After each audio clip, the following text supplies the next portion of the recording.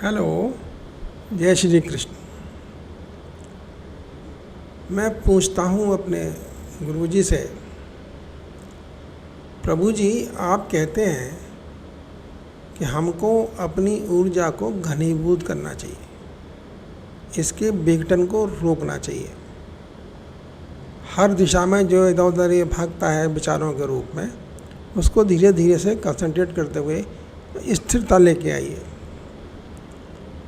Basically इसको घनीभूत करिए, एकीकृत कीजिए। लेकिन हमारे सनातन धर्म में 33,000 करोड़ देवी देवता बताए गए हैं। इसका मतलब हम लोग कितने भ्रमित हो सकते हैं कि इन 33,000 करोड़ देवी देवताओं में से कौन सी पूजा की जाए, किसके साथ रहा जाए, किसकी मान्यता की जाए। और कई बार विभिन्न धर्म मतावलंबी हमारी इस बात पे हंसी भी उड़ाते हैं कि तुम्हारे यहाँ तो 33,000 करोड़ देवी देवता हैं, किस किस की पूजा करोगे, किस किस की मान्यता करोगे। तो ज़रा इस बारे में मेरा कुछ मार्गदर्शन कीजिए।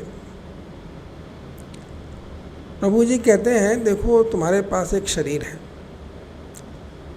इस शरीर में कितने सेल हैं क्या तुम जानते हो? लेकिन तुम ये ज़रूर जानते होगे कि हर सेल अपनी मर्यादा में रहकर ही काम करना चाहिए। अगर कोई सेल अपनी मर्यादा लांघ देता है तो उसके फलस्वरूप एक जघन्य बीमारी जन्म लेती है जिसको कैंसर कहा जाता है।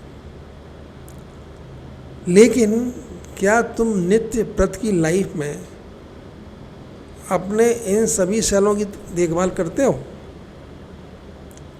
क्या तुम कभी कहते हो कि भाई मेरे पास ये सेल है, मेरे पास ये सेल है, मेरे पास ये सेल है? नहीं, तुम नहीं करते। तुम्हारे शरीर के सभी सेल बिना तुम्हारे नियंत्रण में रहे, बिना तुम्हारी ओर देखे, मुस्कराए और निर्बाध गति से अपना कार्य करते रहते हैं। लेकिन उनकी सीमा लांघने से बचना चाहिए। कुछ इसी तरह से ये 33,000 करोड़ देवी देवता बताए गए हैं,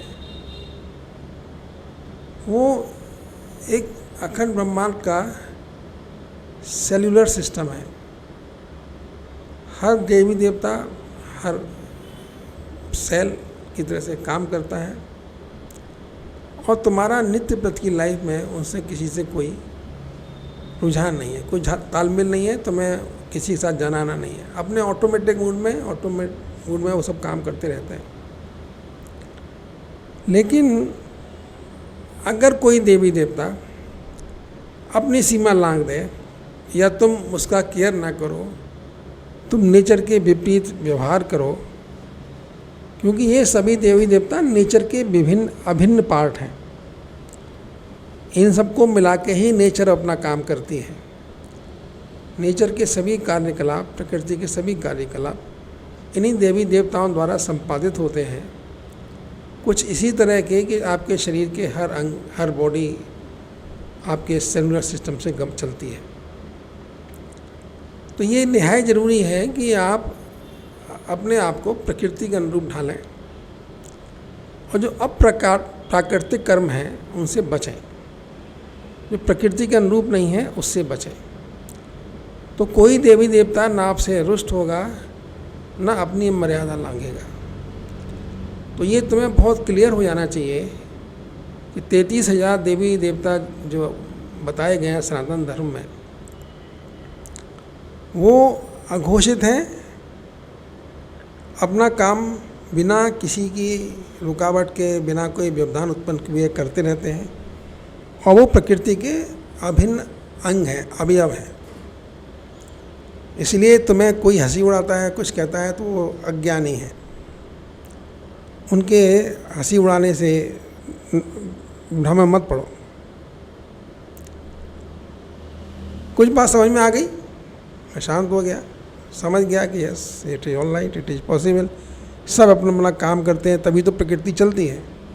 इतनी बड़ी प्रकृति, इतनी बड़ी सृष्टि हर समय संचालित होती रहती है। न जाने कितने लोग जन्म लेते हैं, मृत्यु होती है, कितनी तरह के प्राणी धरा पर रहते हैं।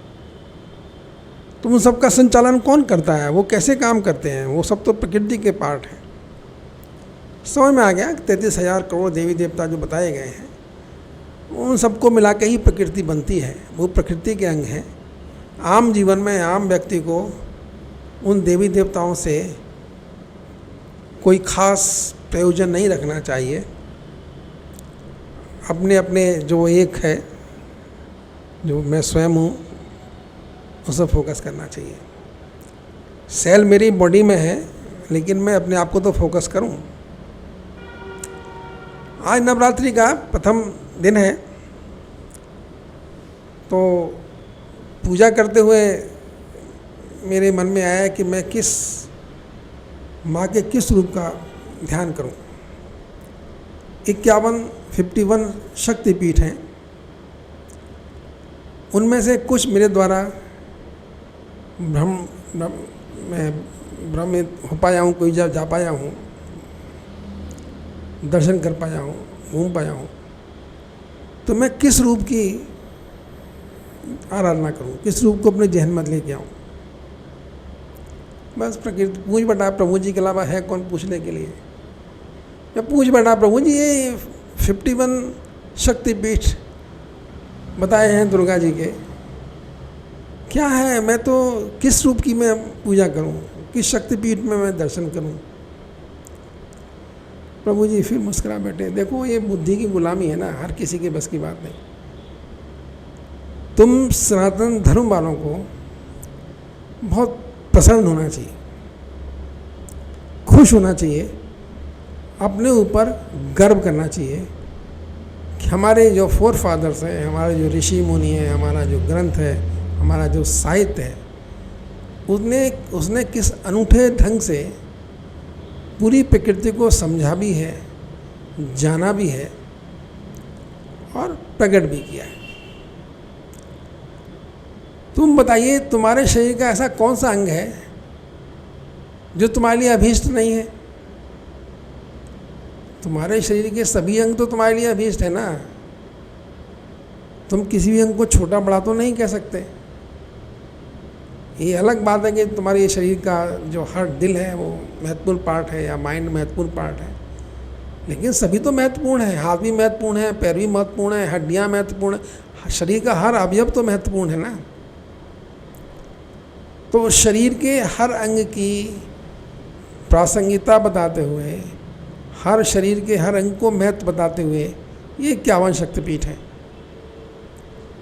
और ये 51 शक्तिपीठ ये भी बताते हैं कि जो तुम्हारे शरीर के विभिन्न अंग हैं वो शक्ति द्वारा ही प्रदत्त है। जो आदि शक्ति है, जो माँ भवानी है, उसी के रूप में है। कहीं चरण गिरे, कहीं का पैर गिरा, कहीं हाथ गिरे, और हर जगह शक्तिपीठ बन गई। मतलब उस जगह से आपको वो अंग प्राप्त हुआ। मैं विभिन्न शक्तिपीठों के विभिन्न रूपों में अभी नहीं जाता हूँ, मेरी जानकारी फ़िलहाल मुझे याद भी नहीं आ रहे हैं, लेकिन मुझे ये पता है कि हर शक्तिपीठ माता सती के हर अंग को लेकर स्थापित किया हुआ है। इसका मतलब यही है कि हमारा हर अंग आदि शक्ति है, माँ भवानी प्रकृति है। तो हमको जो भी अंग प्राप्त हुए हैं वो सभी अंग श्रेष्ठ हैं, विशिष्ट हैं, महत्वपूर्ण हैं। इसीलिए हमारे फोर फादर्स ने, हमारे ऋषि मुनियों ने कथानक के रूप में ही, या कैसे भी कह लीजिए, मैं उसके विस्तार में जा नहीं पाता, मेरी बुद्धि वहाँ तक नहीं पहुँचती है, लेकिन मैं महत्व समझ गया कि हमारे शरीरों के महत्व को दर्शाने के लिए ये शक्तिपीठ है। ये बताने के लिए शक्तिपीठ है कि हर शक्ति का हर पीठ, हर अंग हमारे लिए महत्वपूर्ण है, हम यहीं से प्राप्त होते हैं। तो ये अति महत्वपूर्ण जानकारी थी, मन को काफ़ी खुशी लग रही है। ऐसा लग रहा है जैसे मन से कुछ बोझ हल्का हो गया है, क्योंकि सभी अंगों को मिलाकर तो एक शरीर बनता है।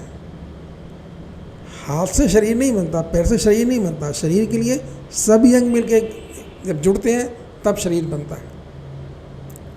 तो माता भवानी का अगर आपको स्मरण करना है, माता भवानी की अगर आपको ध्यान करना है, तो इन सभी अंगों को इकट्ठा करो, एकत्रित कर लो। माँ भवानी जागृत हो जाएंगी, सामने दिखाई देंगी।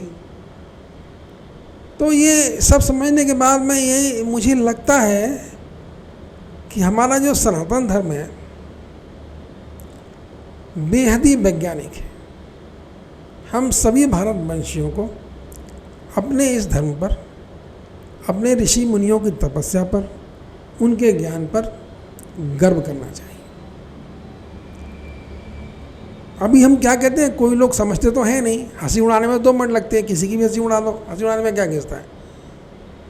लेकिन हंसी तो अज्ञानी लोग उड़ाते हैं। ज्ञान की सबकी सीमा है, कोई जानता है कोई नहीं जानता, तो जरूरी तो है नहीं सब चीज़ सब आदमी जानते हो। इसीलिए अपने आप को घनीभूत तो करिए ही करिए, इसमें कोई शक नहीं है। अल्टीमेटली तो व्यक्तित्व तो एक ही है, ब्रह्म तो एक ही है।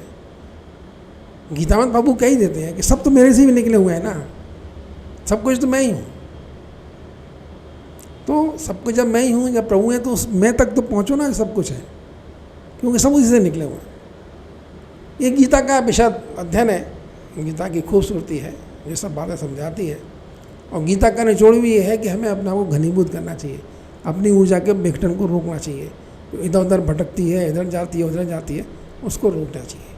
यही भगवत गीता का निर्देश है और समझाना भगवत गीता कहना चाहती है। इसके साथ ही मैं विदा लेता हूँ। धन्यवाद। जय श्री कृष्ण।